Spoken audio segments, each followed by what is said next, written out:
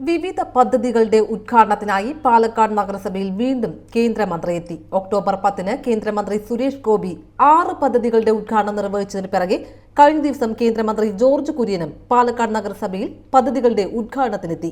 October 27-ന് നഗരസഭയുടെ പദ്ധതികൾ നാടിന് സമർപ്പിച്ചതിനോടൊപ്പം രാജ്യത്തെയും പ്രധാനമന്ത്രിയെയും അദ്ദേഹം മുക്തകണ്ഠം പ്രശംസിക്കുകയും ചെയ്തു. നമ്മുടെ ഇന്ത്യ രാജ്യത്തെ ഐക്യത്തിന്റെ പേരിലും പ്രധാനമന്ത്രി നരേന്ദ്രമോദിയെ മാതൃകാപരമായ ജനകീയ പദ്ധതികൾ ആവിഷ്കരിച്ച് നടപ്പിലാക്കുന്നതിലും അദ്ദേഹം പ്രകീർത്തിച്ചു.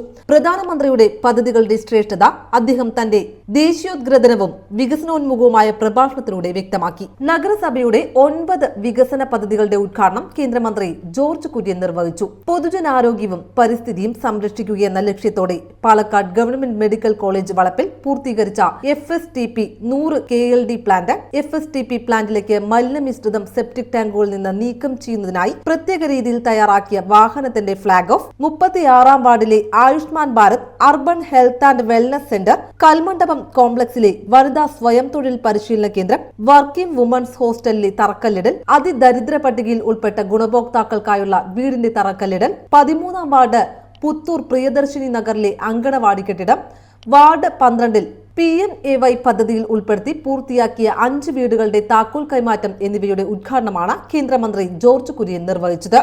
ഭാരതത്തെ 2047ഓടെ വികസിത രാജ്യമാക്കി മാറ്റുകയെന്നതാണ് പ്രധാനമന്ത്രി നരേന്ദ്രമോദിയുടെ വിഷനും മിഷനുമെന്ന് കേന്ദ്രമന്ത്രി ജോർജ് കുര്യൻ പാലക്കാട് നഗരസഭയുടെ 9 പദ്ധതികൾ ഉദ്ഘാടനം ചെയ്ത് സംസാരിക്കുകയായിരുന്നു അദ്ദേഹം. 2014-ൽ 11-ാം സാമ്പത്തിക ശക്തിയാണെങ്കിൽ ചുരുങ്ങിയ വർഷങ്ങൾ കൊണ്ട് മറ്റൊരു ലോകരാഷ്ട്രത്തിനും സാധിക്കാത്ത രീതിയിൽ ഏറെ മുന്നേറി 4-ാം സ്ഥാനത്തെത്താൻ ഭാരതത്തിന് കഴിഞ്ഞു. അമൃത് കാലഘട്ടത്തിലൂടെയാണ് നമ്മൾ കടന്നു പോകുന്നത്. സ്വച്ഛ് ഭാരത്, ആയുഷ്മാൻ ഭാരത്, PMAY ഉൾപ്പെടെ നിരവധി ക്ഷേമ പദ്ധതികളിലൂടെ ഏവർക്കും വികസനം ഉറപ്പാക്കുകയെന്നതാണ് കേന്ദ്ര സർക്കാരിന്റെ ലക്ഷ്യം. നൂറ്റാണ്ടുകളായിട്ടുള്ള ആരോഗ്യ സംരക്ഷണ സംവിധാനം ആധുനിക രീതിയിലേക്ക് മാറുകയെന്നതാണ് ലക്ഷ്യം. PMAY പദ്ധതിയിലൂടെ 4 കോടിയോളം പേർക്ക് സ്വന്തം ഭവനങ്ങൾ ഉറപ്പാക്കി.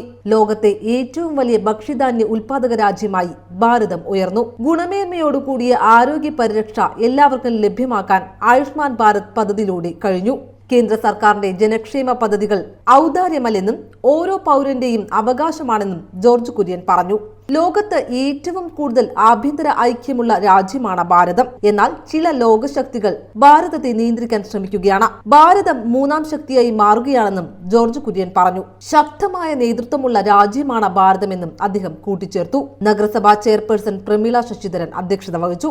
Vice chairman advocate E Krishnadas, നഗരസഭാ സെക്രട്ടറി അൻസൽ ഐസക്, തദ്ദേശ സ്വയംഭരണ വകുപ്പ് ജോയിന്റ് ഡയറക്ടർ K ഗോപിനാഥൻ, നഗരസഭാ സ്റ്റാൻഡിംഗ് കമ്മിറ്റി അധ്യക്ഷന്മാരായ T Baby, P Smithesh, P Sabu, TS Meenakshi, assistant engineer S Jyothis എന്നിവർ സംസാരിച്ചു.